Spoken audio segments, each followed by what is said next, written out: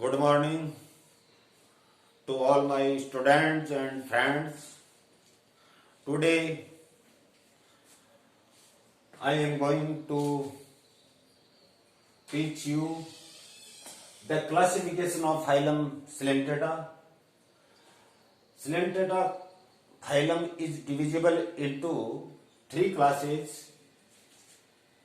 First is Heterozoa, second Scyphozoa and third is Anthozoa. मैंने comparative study के 6 point लिए इन तीनों क्लासेज के, जिसमें समझने का अपन पुरजोर कोशिश करेंगे।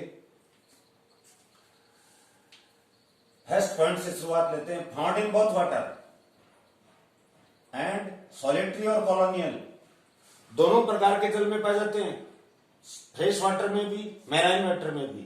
सेकंड है सॉलिटरी, यानी सिंगल एकल भी हो सकते हैं और कॉलोनी में समूह बना करके भी रह सकते हैं। साइफोजोआ में देखिए, exclusively found in marine water, नितांत रूप से लवणीय जल में पाए जाने वाले जंतु, मैराइन वाटर में पाए जाने वाले जंतु, यानी कोई ऐसी जाति नहीं है जो कि फ्रेश वाटर में उपस्थित हो। ओनली सॉलिटरी, लेकिन सदैव अकेले होते हैं। कारण बताऊंगा क्यों होते हैं। यहां भी एक्सक्लूसिवली मैराइन इन वाटर, यानी ये भी पूर्णतया या नितांत रूप से समुद्री होते हैं। सॉलिटरी और कॉलोनियल हो सकते हैं, एकल या समूह में हो सकते हैं। इनमें पहला पॉइंट में ये सॉलिटरी होते हैं, कॉलोनियल नहीं होते। बाकी के दोनों सॉलिटरी और कॉलोनियल हैं, दोनों वर्गों में पाए जाने वाले, दोनों क्लासेज में पाए जाने वाले। यानी हाइड्रोजोआ एंड एंथोजोआ वाले तो कॉलोनियल है, जबकि साइफोजोआ वाले मात्र सॉलिटरी हैं, जबकि ये दोनों सॉलिटरी और कॉलोनियल दोनों हैं। सेकंड पॉइंट आ रहा है, ओनली पॉलिप्स और asexual polyps and sexual medusae present, या तो सिर्फ पॉलिप्स पाए जाते हैं, जो एलेगिक फेज है, एसेक्सुअल फेज है, सेडेंटरी है, व्रंत युक्त है, स्टॉक्ड है, या ये दोनों रूप पाए जा सकते हैं, asexual polyps and sexual medusae, जो कि फ्री स्विमिंग होती है। साइफोजोआ में देखिए, मेडुसी स्टेज डोमिनेंट, मेडुसा अवस्था प्रभावी होती है। पॉलिप स्टेज रिड्यूस्ड और एब्सेंट, पॉलिप इसमें या तो रिड्यूस हो जाती है या अनुपस्थित हो जाती है। इधर देखिए आप, पहले वाले क्लास के अंदर हाइड्रोजोआ में दोनों प्रकार के पाए जा सकते हैं, या सिर्फ पॉलिप प्रकार के होते हैं, और इसमें मेडुसा अवस्था प्रभावी होती है, पॉलिप अवस्था रिड्यूस हो जाती है या अनुपस्थित हो जाती है। जबकि एंथोजोआ में जब देखेंगे तो ऑल आर पॉलिप्स, सभी पॉलिप प्रवृत्ति के होंगे, सेडेंटरी होंगे, एसेक्सुअल फेज वाले होंगे, नो मेडुसी, मेडुसी अवस्था नहीं होगी। पॉलिप्स विदाउट स्ट्रोमोडियम, इसके कई नाम हैं, स्ट्रोमेटोडियम भी है। स्ट्रोमेडियम में स्पेलिंग में कई जगह AUM लिखा हुआ है, कई जगह EUM लिखा हुआ है, मीनिंग एक ही है। ये स्ट्रोमेडियम क्या है? ये यंग एम्ब्रियो जो होता है, उसके जो एक्टोडर्म होती है, ओरल रीजन में पाई जाने वाली जो एक्टोडर्म होती है, उसमें पाए जाने वाला एक डिप्रेशन या गड्ढा होता है, जो वयस्क जंतु के अंदर माउथ और बकल कैविटी का निर्माण करता है। तो ये रेडिमेंट्री या एंसेस्टर मानिए आप किसका, माउथ का और बकल कैविटी का, स्ट्रोमेडियम को। स्ट्रोमोडियम, पॉलिप्स विदाउट स्ट्रोमोडियम, कोई पॉलिप्स में स्ट्रोमोडियम नहीं पाया जाता, इनमें भी स्ट्रोमोडियम नहीं पाया जाता। बट एंथोजोआ में माउथ ओपन्स इनटू ट्यूबुलर स्ट्रोमोडियम, एक नलिका का नलाकार स्ट्रोमोडियम के अंदर माउथ खुलता है, और mouth opens into the buccal cavity. यानी स्ट्रोमोडियम जो एक्टोडर्म का डिप्रेशन एम्ब्रियो में बना था, और उससे क्या बन गया, मुख, और मुख के साथ में क्या बन गई, बकल कैविटी। तो मुख तो उपस्थित है ही, और मुख किस में खुल रहा है, बकल कैविटी में खुल रहा है। Next, medusae with true Vilam, true Vilam मैंने एक अम्ब्रेला लाइक स्ट्रक्चर बताई थी, अम्ब्रेला छत्ताकार संरचना, जिसमें एक हत्था होता है, जिसमें हैंडल होता है, जिसमें अपन पकड़ते हैं, दैट इज मैन्यूब्रियम। और मैन्यूब्रियम के आधार पर चतुष्कक्षीय 4 कक्षों वाला या टेट्रा रेडिएट माउथ होगा, और ऊपर ये छतरी जो चारों ओर से तनी हुई है, उसके अंदर वाले मार्जिन को, ऊपरी ऊपर एक्टोडर्म है, उसके अंदर वाली मार्जिन को अपन विलम बोलते हैं। और ये विलम यूं एपिडर्मिस नीचे फैल जाती है और एक घंटी नुमा, एक अम्ब्रेला लाइक स्ट्रक्चर, गोल स्ट्रक्चर, कप लाइक स्ट्रक्चर का निर्माण करती है, जिसका अंतिम मार्जिन जो है, लास्ट मार्जिन, उसको विलम बोलते हैं या गुंठिका कहते हैं।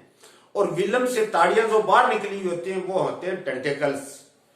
एम्ब्रियोनिक कंडीशन में टेंटेकल्स की संख्या कम, और जब ग्रीष्म या विंटर सीजन जो आती है उस समय बडिंग के द्वारा असंख्य पॉलिप से मेडुसा का निर्माण होता है, और साथ साथ में टेंटेकल्स की संख्या भी बढ़ती है।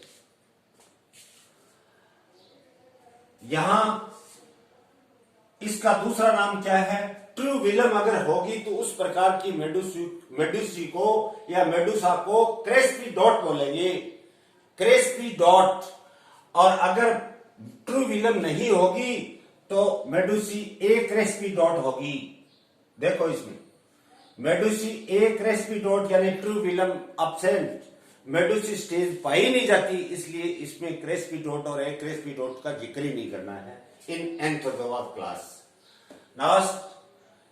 नेक्स्ट मीजोग्लिया नॉन सेलुलर एकोसिटी होती है।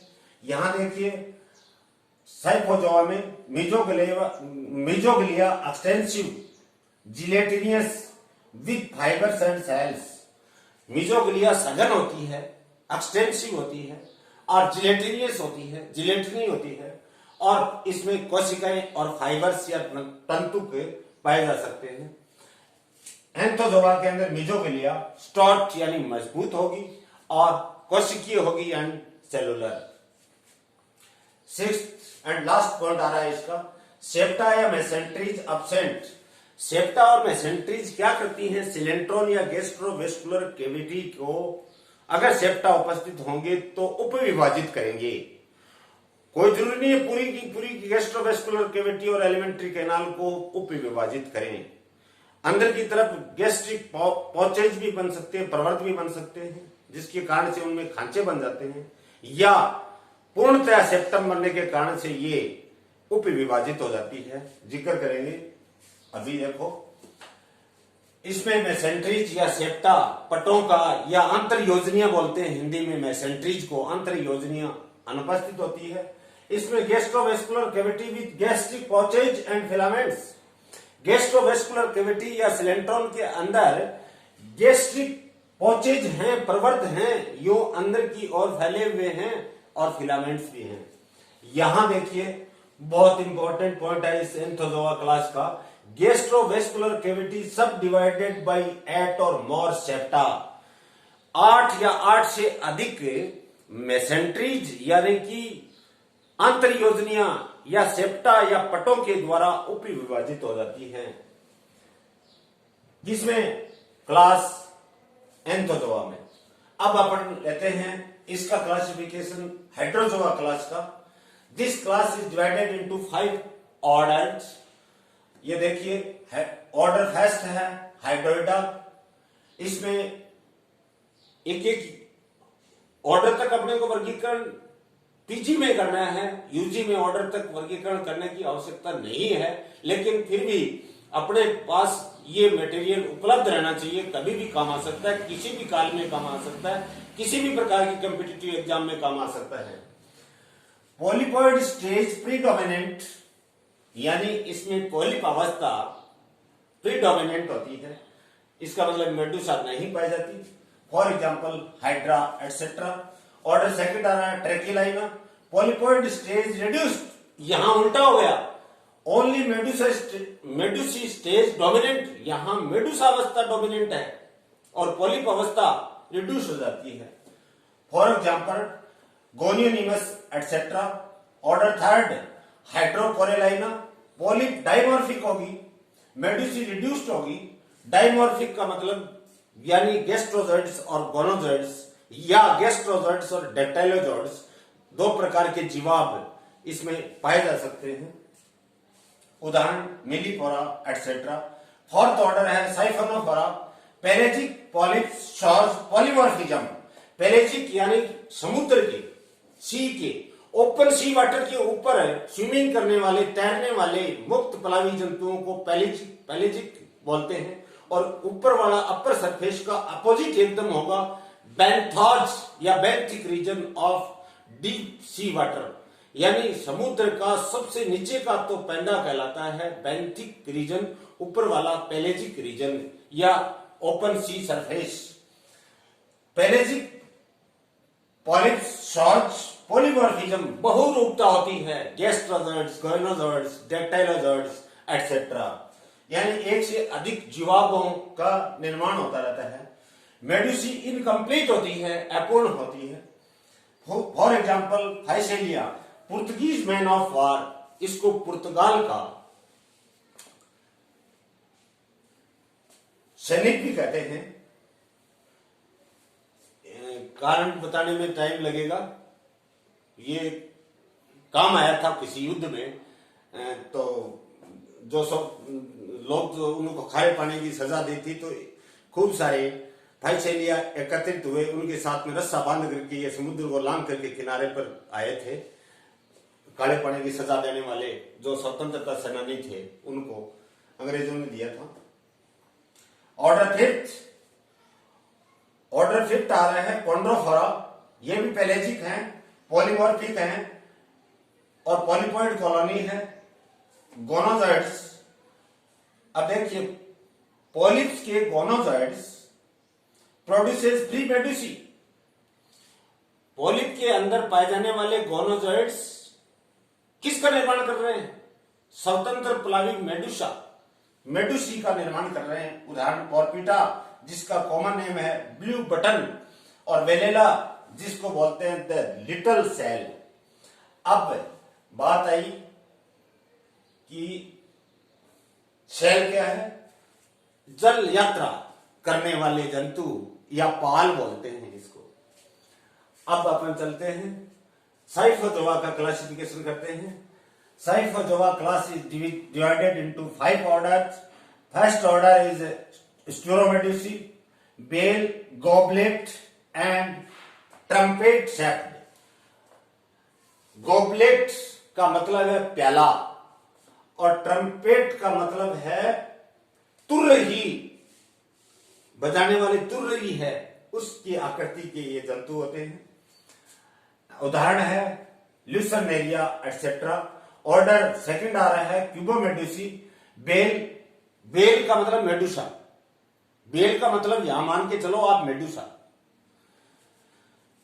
क्यूबिकल होगी घना, विद 4 फ्लैटेंड साइड्स, 4 स्पष्ट चपटी पार्श्वों के द्वारा ये क्यूबिकल आकृति की बेल इसमें पाई जाती है। ऑर्डर थर्ड आ रहा है कोरोनेटी। बेल कॉनिकल होगी यानी टोपीदार या चोटीदार होगी। For example Periphylla etcetera. Order fourth आ रहा है डिस्कोमेडुसी। बेल डिस्को आ रहा है तो डिस्क लाइक होगी। फॉर एग्जाम्पल ऑरेलिया, जिसको जेलीफिश बोलते हैं। जेलीफिशेज किसको बोलते हैं? कि ऐसे जंतु जिसके अंदर बाहर एक्टोडर्म या एपिडर्मिस है, अंदर गैस्ट्रोडर्मिस है, बीच में मीजोग्लिया है। मीजोग्लिया में 90% वाटर पाया जाता है। ऐसे जंतुओं को जेलीफिशेज कहते हैं। 95% पानी की उपस्थिति के कारण से हल्के हो जाते हैं और तैरने में सहायता करते हैं, वो जेलीफिशेज कहलाते हैं। फिश की तरह एक जेली जो होती है वो तैरती रहती है।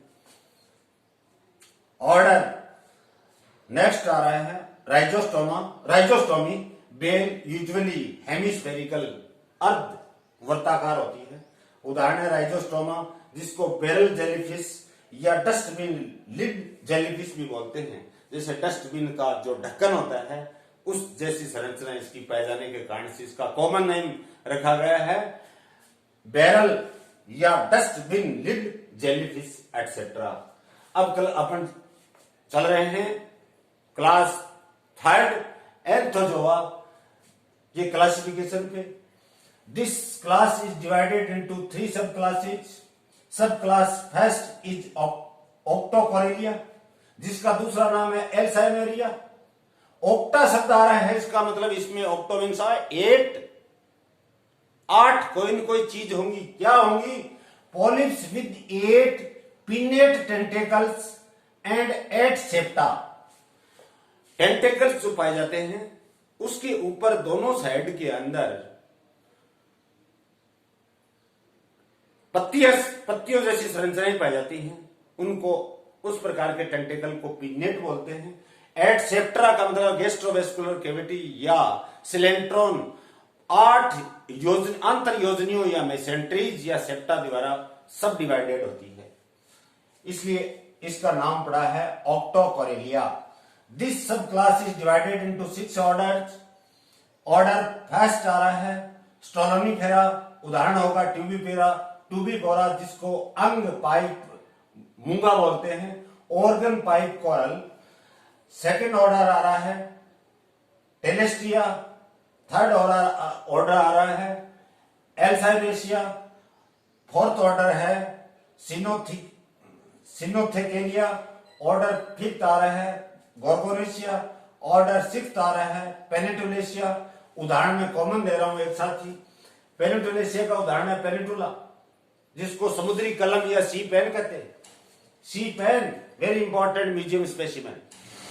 और गोर्गोनेशिया के अंदर पाए जाने वाला गोर्गोनिया जिसको सी फैन बोलते हैं, समुद्री पंखा बोलते हैं, उसको समुद्री कलम पेनिटुला को सी पेन और गोर्गोनिया को सी फैन समुद्री पंखा। और एक एनिमल और है हेलियोपोरा जिसको ब्लू कोरल बोलते हैं। कोरल मैंने आपको बताया था सिलेंट्रा संघ में पाए जाने वाले ऐसे जंतु जो अपने चारों ओर कैल्शियम कार्बोनेट नामक कवच का निर्माण करके उसके अंदर निवास करने वाले जो जंतु होंगे वो कोरल या प्रवाल कहलाते हैं। सेकंड सब क्लास हेक्साकोरेलिया जिसका दूसरा नाम है जोइंथेरिया। This subclass is divided into 5 orders. 5 order के मैंने नाम लिखे हैं और उदाहरण एक साथ लिए हैं। जोइंथेरिया ऑर्डर सेकंड है एक्टिनेरिया। ऑर्डर थर्ड है सेरिएंथेरिया। ऑर्डर फोर्थ है एंटीपेथेरिया। ऑर्डर फिफ्थ है मेट्रिपोरेलिया। फॉर एग्जांपल एक साथ ले रहे हैं ब्लैक कोरल्स आते हैं, काले प्रवाल आते हैं, ब्लैक कोरल्स।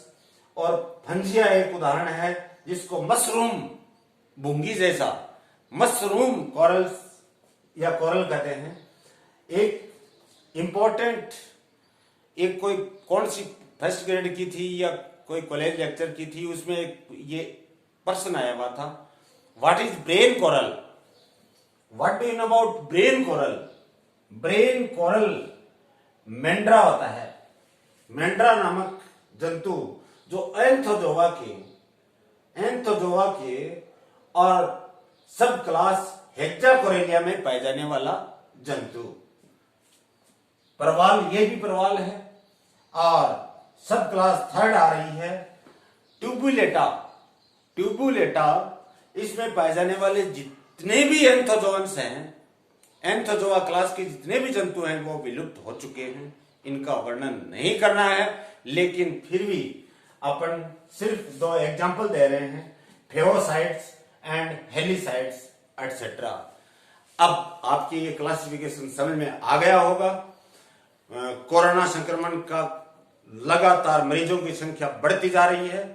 आप घर पे रहिए और सुरक्षित रहिए और नियमित रूप से जो एडवाइजरीज हैं सेंट्रल गवर्नमेंट स्टेट गवर्नमेंट द्वारा प्रदत्त या जारी की गई जो एडवाइजरी उसका पालन दृढ़तापूर्वक कीजिए, अन्यथा अपने को ही खतरा है, कोरोना का खतरा नहीं है, लेकिन कोरोना हारेगा अगर अपन इस प्रकार की दृढ़ता से पालना करेंगे तो इन्हीं शुभकामनाओं के साथ कि आप वास्तव में घर पे रह करके आराम से अध्ययन करेंगे और इस कोरोना क्राइसिस का संघर्ष करेंगे और इसको हराएंगे, अपन जीतेंगे, अपन सरवाइव करेंगे, ये मर जाएगा। आपको इन्हीं शब्दों के साथ, कटु सत्य शब्दों के साथ मैं ढेर सारी शुभकामनाएं प्रेषित करता हूं और स्क्रीनशॉट लेने के लिए आपको क्षण भर का समय दे रहा हूं। Please take screenshot. धन्यवाद।